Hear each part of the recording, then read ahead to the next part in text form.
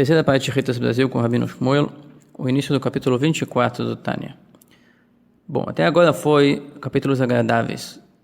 Falamos sobre a grandeza de Deus, falamos o quanto a criatura é insignificante e isso é uma coisa agradável para quem ama a Deus. Saber que Deus é tudo e a criatura que se apresenta como algo separado, na verdade não existe. Depois falamos sobre o mérito de uma criatura poder fazer a vontade de Deus e ser valorizada por Ele e ser, na verdade, uma extensão da existência dele. Tudo isso é muito agradável. E agora vai vir um capítulo falando do lado oposto. O que acontece quando a pessoa transgride a vontade de Deus. Que falamos que equivale à morte, equivale à impureza, equivale à enfermidade. O momento onde a pessoa não vive a partir da energia vital fornecida com o sorriso, e sim a energia que permite aquela vida que ele tem, aquela experiência, é a mínima possível para mantê-lo só de manutenção, e não por causa que ele merece viver e está existindo. Quando não está fazendo a vontade de Deus, não merece viver. Aquela vida não é digna de ser vivida. E também não é digna de Deus estar criando ela, por aquele momento. Como o sistema de Deus é que permite recuperações e arrependimento. E também para as pessoas ter livre-arbítrio, então não pode se ter uma punição imediata, senão não haverá mais desejo de pecar. Será que nem fogo. Será visível a enfermidade que o pecado traz. Então Deus faz isso demorado na nossa experiência. Mas essa vida de pecado, de afastamento do Criador, é tão enxuta que a pessoa sente e lhe falta componentes vitais. Por isso ela tende a ser sofrida, infeliz, sem saúde e sem amparo. E se é que tem algum sucesso, algum amparo, é contra ele. Se ele tem algum mérito, uma carga boa de antes, é pago para ele logo naquele momento, para terminar logo os seus méritos e partir para as medidas reparatórias. Então, capítulo 24. Assim como tem as leis positivas, o oposto exato são as proibições, que são 365 proibições da Torá. E depois todas as proibições que Deus permitiu os sábios decretar, que derivam do mandamento divino de ouvir o que dizem os sábios. Então, quando o sábio diz, é uma ordem divina, não do sábio. Deverão ouvir os líderes de cada geração que vocês tiverem. Por quê? Essas proibições representam ações que, se foram feitas, contrariam a vontade de Deus, contrariam a sabedoria dele que planejou o mundo, quer dizer, contrariam o planejamento do mundo. Imagina que Deus fez a ordem cósmica para funcionar. E a pessoa, quando peca, ele causa uma desordem cósmica. Está utilizando o mundo, empurrando ele no caminho oposto à existência e à saúde. E não tem razão de deixar o mundo assim. Está, na verdade, estragando, digamos assim, o que Deus construiu. Claro que é um desprezo grande a Deus. Então, é contrário à vontade de sabedoria divina, é o oposto. E aqueles atos são momentos de separação da unicidade de Deus, na maior posição possível no universo. Exatamente que nem aquelas tendências emotivas e mentais que buscam se orgulhar e achar que a criatura palpável é tudo e é independente e que ninguém vai me dizer o que fazer, eu não dependo de ninguém para existir, por mais banal que seja dizer que um ser passageiro limitado não depende de nada. Ele depende de alimento, depende de ar, depende de todo tipo de fornecimento de vida e saúde. E chega alguém e diz, não, eu não dependo. E por isso eu faço o que eu bem entendo. Isso é chamado de idolatria. Outros deuses. A pessoa engrandece outras coisas que não sejam o seu Criador, de quem ele na verdade depende para existir e para ter qualquer coisa que quiser, que precisar. Como é que é permitido uma pessoa tomar essa atitude e administrar o mundo, a parte onde ele tem efeito, contrário à vontade de Deus? Porque Deus se esconde. O sistema aqui foi feito da maneira que a pessoa não perceba a presença constante de Deus, a dependência de Deus. Então ele se dá o luxo, às vezes, de se engrandecer demais. O Rambam explica que é tendência. A pessoa começa a pecar e depois vai se viciando nisso cada vez mais e cada vez mais esquece do Criador e se vicia, se apaixona pela sua personalidade livre do Criador, que faz o que bem deseja, o que bem entende. Isso é impureza. Tudo que é separado de Deus e não busca se juntar a Ele. E da mesma maneira, a pessoa tem ferramentas da sua vida. Pensamento, fala, ação. Pensamento, fala, ação da pessoa pode ser usado para o bem ou para o mal.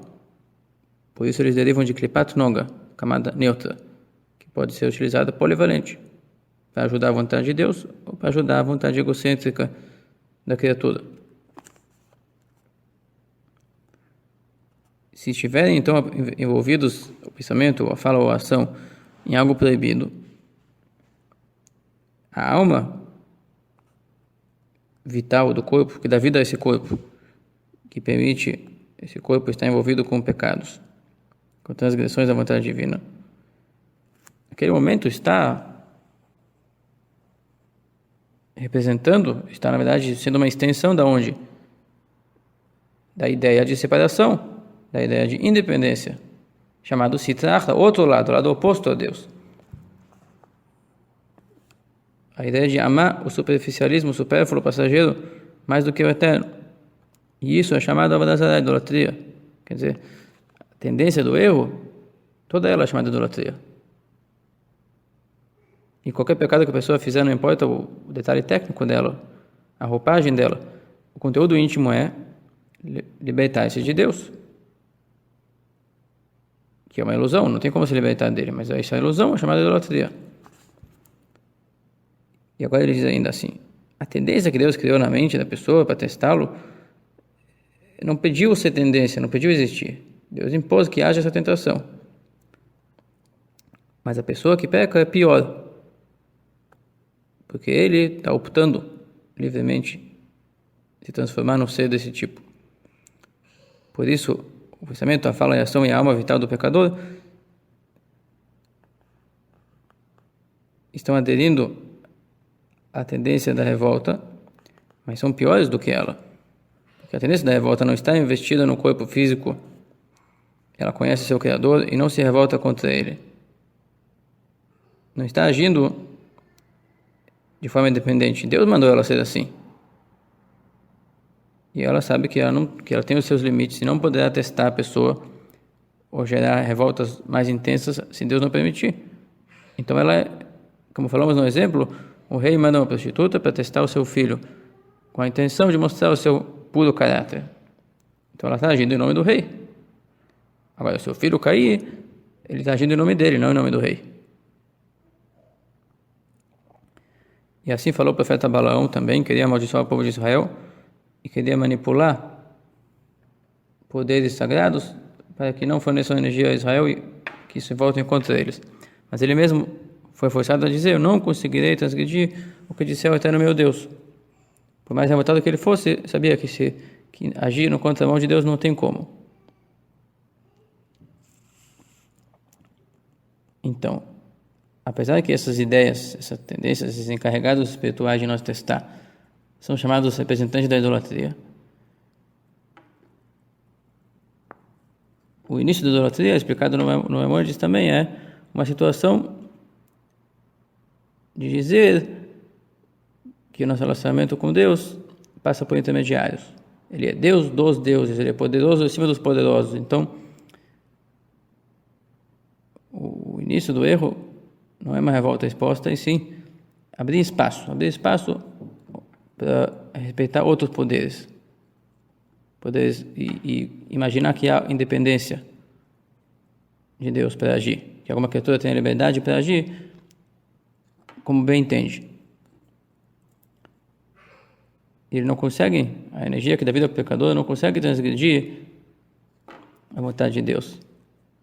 Bem sabe e compreende que Deus é a vida, Deus é a existência.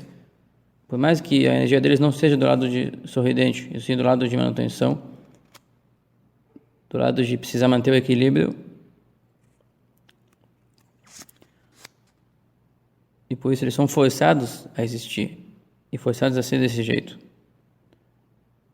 e forçados a esquecer que a criatura é uma coisa completamente independente, forçados a ter essa ilusão que eles têm importância, forçados a buscar a libertação, a independência, a grandeza da criatura. E isso contraria a verdade que Deus é tudo. Mas eles não são forçados os poderes espirituais de impureza não são forçados e, consequentemente, eles efetivamente não se revoltam totalmente contra Deus. Nenhum deles diz que ele não existiria. Eles só abrem um espaço para si e dizem, ele é poderoso acima dos poderosos, então nós também temos um poder e nós não temos regras detalhadas como agir. Então eles entendem que a vitalidade que faz eles existir vem de Deus. E por isso eles não transgridem a vontade de Deus manifestada para eles nunca. Eles simplesmente testam a pessoa dentro dos limites que Deus lhes descreve. E, na verdade, são ferramentas na mão de Deus, eles não têm uma existência própria. São ferramentas na mão de Deus para testar a pessoa e por isso age exatamente de acordo com como Deus quer. Como a tentação é com alguma coisa indesejada para Deus, então é considerado que essa aplicação de tentação é feita para que não seja dada atenção a ela. É feita sem vontade. A vontade está que a pessoa supere. Essa é a vontade. Agora, a pessoa que transgride a vontade de Deus é pior, muito pior da própria energia da impureza, da contrariação a Deus, chamada idolatria, chamada outros deuses. Ele está completamente separado da unicidade de Deus. Ele está negando a onipresença de Deus, mais do que a própria idolatria. Como explica o Arizal no livro Etz Chaim, portal 42, capítulo 4, que as energias ruins desse mundo físico são as piores. E a refinação desse mal é a refinação que faz a maior virada do pior para melhor. Quer dizer, aqui é um mundo de extremos. Aqui a tentação é mais extrema. Aqui tem livre-arbítrio, escolha livre entre Deus e o contrário, ou idolatria. E aqui e por isso exatamente que é a nossa valorização. Estamos agindo com coisas delicadas e extremamente perigosas até para o universo. Qualquer pecado aqui resulta numa devastação em mundos superiores.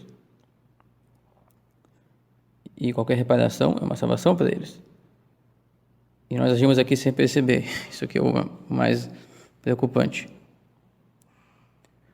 Por isso, por causa que aqui é o centro das atenções, tudo que se faz aqui nesse mundo é com dificuldade, com resistência.